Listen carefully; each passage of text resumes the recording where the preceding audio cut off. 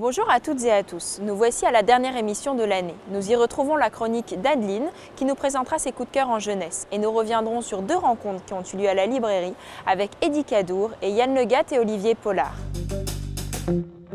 Eddie Cadour a obtenu le Grand Prix de l'Académie française pour son roman Les Prépondérants paru aux éditions Gallimard. Au printemps 1922, des Américains d'Hollywood viennent tourner un film à Nabès, une petite ville du Maghreb.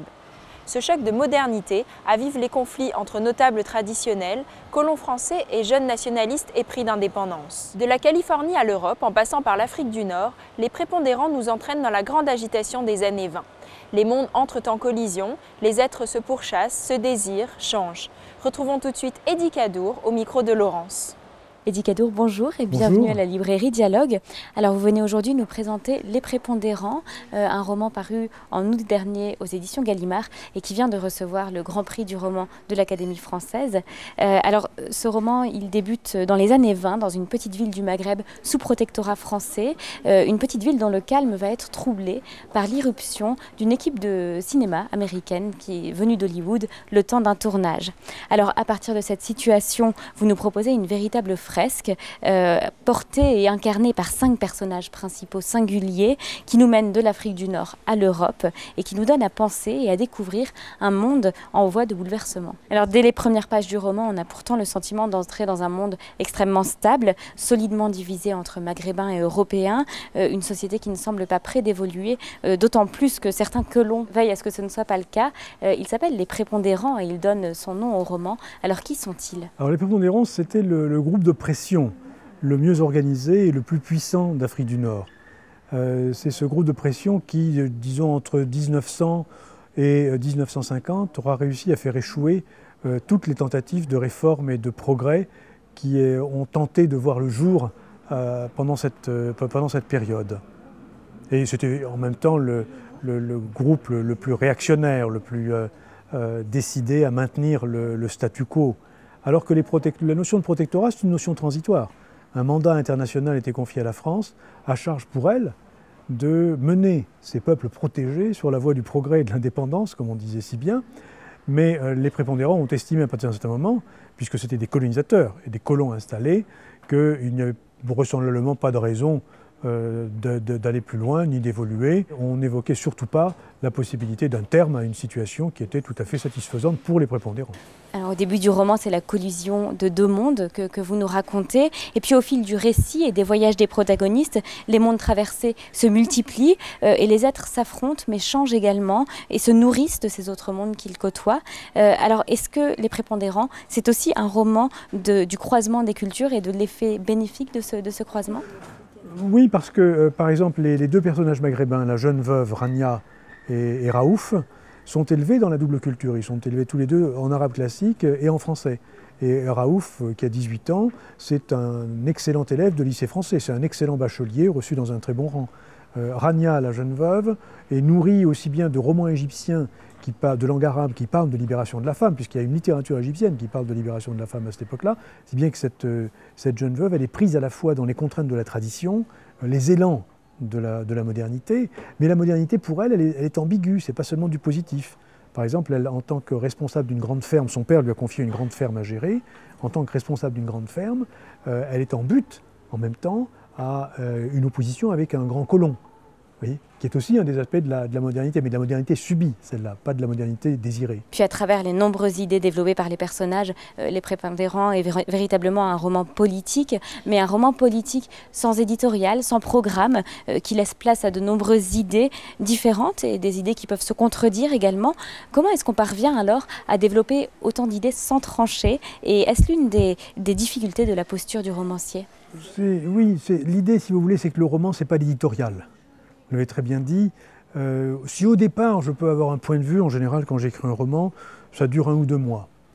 Et puis à partir de là, le roman, c'est quand même une composition de voix. Et des voix différenciées, qui sont singulières les unes les autres, et qui sont à orchestrer. Et au fur et à mesure que vous développez les voix des personnages et que vous orchestrez l'ensemble de ces voix, la vôtre disparaît. Ce que vous avez construit, ce que vous avez composé, la façon dont vous l'avez composé, ça aussi, ça parle. Et il faut vous taire pour laisser parler cette composition et ce montage. Yann Le Gatt et Olivier Pollard sont venus nous présenter Brest en chantant d'Henri Ansquer à Christophe Mieusec, paru aux éditions Dialogue. Brest est une ville de chansons. L'enquête de Yann Le Gatt et Olivier Pollard débute à la fin du XVIIIe siècle et s'étend jusqu'à nos jours. Elle met notamment en valeur l'action revendicative et le rôle social des chansonniers et des chanteurs, témoins des bouleversements et des problématiques de leur temps, et interroge la vie sociale, culturelle et politique de la ville. Retrouvons tout de suite Yann Le Gatt et Olivier Pollard en compagnie de Laurane. Bonjour Olivier Pollard, bonjour Yann Le Gatt. Bonjour. Vous signez Brest en chantant d'Henri Ansquer à Christophe Mieusec qui vient de paraître aux éditions Dialogue. Vous y évoquez le rôle de la chanson dans la vie sociale, politique et culturelle de la ville de Brest depuis le XVIIIe siècle jusqu'à nos jours. Étudier cette question, en faire un livre, comment est né ce projet et en quoi le rapport qu'entretient Brest avec la chanson est-il singulier ?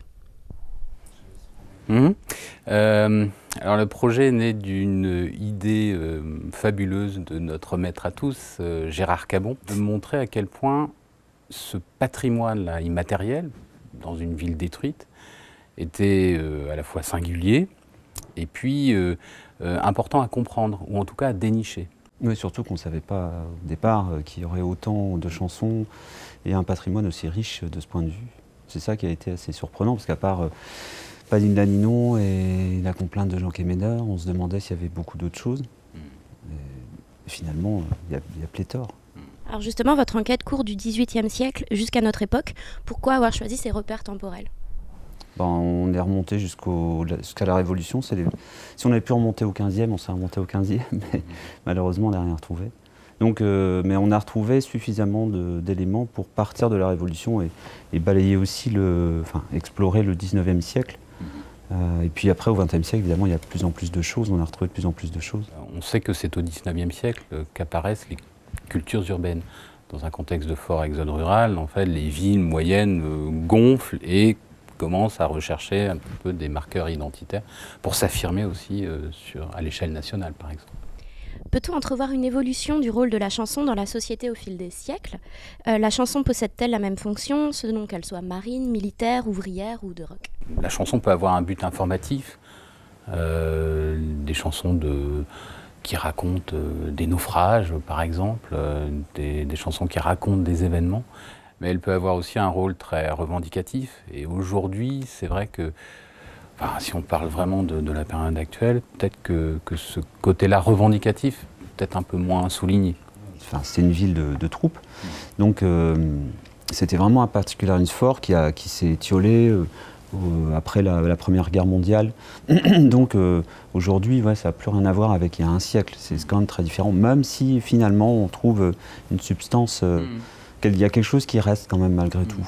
Parce que quand on prend Henri Ansquer et qu'on voit Mieusec aujourd'hui, finalement, entre les deux, il y a un lien assez fort. S'il vous fallait retenir des figures marquantes parmi les chanteurs, les chansonniers, les artistes que vous citez, quelles seraient-elles ? Ceux du titre, évidemment, Ansquer et Mieusec, c'est les deux plus emblématiques, à deux périodes très différentes. Mais il y en a plein d'autres. Il y a, Yvick Moelle, les Cadettes, Gérard Delay, Manu Lanuel évidemment. Et puis après, il y a toujours un renouvellement continuel. Quand il y a un qui arrête, il y a des périodes de creux où il n'y a plus grand chose. Et puis pof, il y a d'autres gens qui arrivent et puis qui ont des choses à raconter. Alors justement, quel regard portez-vous sur le Brest de demain ? La ville de Brest parviendra-t-elle à conserver son lien unique à la chanson, sa singularité, voire son grain de folie ? Mais oui, il y a vachement de chanteurs, musiciens, artistes, c'est une ville très riche quand même. Il n'y a pas beaucoup de villes de notre taille avec autant de gens qui font des choses. Donc dans les années à venir, il y aura sûrement des chanteurs, des jeunes qui vont prendre le relais, d'autres qui vont s'affirmer. Tout le monde attend le nouveau Mieusec évidemment, mais pour l'instant il n'arrive pas encore. Peut-être un jour. En tout cas, Mieusec a donné confiance, je pense. Et Matmata aussi, si on va par là. Parce qu'avant, c'était vraiment, on est tellement loin au bout du monde que c'est difficile de raisonner à l'extérieur. Et ces deux-là ont réussi, donc il y aura bien d'autres qui vont réussir aussi. Nous retrouvons tout de suite Adeline pour sa chronique en jeunesse. Bonjour Adeline. Bonjour Marion. Donc Adeline, ton premier livre est un livre CD. Oui, alors il s'appelle Un ours, of course, chez Actes Sud Junior. Les textes sont d'Alice Zeniter et de Laurence Williams. Et c'est Julie Colombet qui fait les illustrations. On suit l'histoire d'un ours esselé, arrivé dans cette forêt par accident, et qui a une révélation après avoir entendu le chant d'amour de deux musaraignes. Lui aussi, il veut une compagne. Il va donc se lancer en quête d'une demoiselle ours. Mais il n'a aucune idée de ce à quoi peut ressembler une ours. Il va donc demander successivement en mariage Madame Belette, une jeune castor et même une tortue. L'histoire est entrecoupée de chansons très simples, entêtantes, dont celle qui donne son titre à l'album, Un ours of course. Un album facilement accessible à partir de 5 ans, un coup de cœur unanime du rayon jeunesse, une histoire drôle et intelligente à écouter en famille, à la maison, en voiture, partout où on a l'occasion. Très bien. Donc, ton deuxième livre est un très bel album coloré. Oui. Capitaine Papy, c'est la nouvelle petite merveille de Benji Davis chez Milan Jeunesse. L'histoire est celle de Tim, un petit garçon qui est très proche de son grand-père. Ils passent beaucoup de temps ensemble. Et un jour, le papy en question lui propose un grand voyage. Ils vont accoster près d'une île tropicale. Et comme le papy le dit lui-même, c'est un véritable paradis. C'est tellement beau, on y est tellement bien que le grand-père n'a pas envie de repartir. Tim va rentrer seul, mais il sait que son grand-père est heureux là où il est. C'est un album qui parle de manière métaphorique, assez douce, de la disparition, de la séparation. C'est vraiment un bel album qu'on a envie de garder dans une bibliothèque. Et ton troisième ouvrage est un roman dédié aux 10-11 ans. Oui, Miss Pain d'épices, le dernier né de Cathy Cassidy, l'auteur des Filles au chocolat notamment, qui raconte l'histoire de Cannelle Brownie, qui, par son nom assez original, par sa chevelure rousse flamboyante, a longtemps été la souffre-douleur de ses camarades à l'école. Elle est aujourd'hui jeune collégienne, et un jour arrive un garçon complètement loufoque, avec un look très décalé, qui va bouleverser toutes ses certitudes à elle. Elle va devoir faire le choix entre ce qu'elle estime être vital, la popularité, et l'amour qui naît pour ce garçon. C'est un roman très intelligent qui parle de choses qui, je pense, touchent beaucoup les jeunes adolescentes. De manière simple, sans être moralisatrice. C'est léger, pétillant, une belle histoire d'amour pour jeunes lectrices. Merci Adeline. Voilà, cette émission touche à sa fin. Je vous remercie de nous avoir suivis et je vous souhaite à toutes et à tous de très belles fêtes de fin d'année. Je vous retrouve l'année prochaine.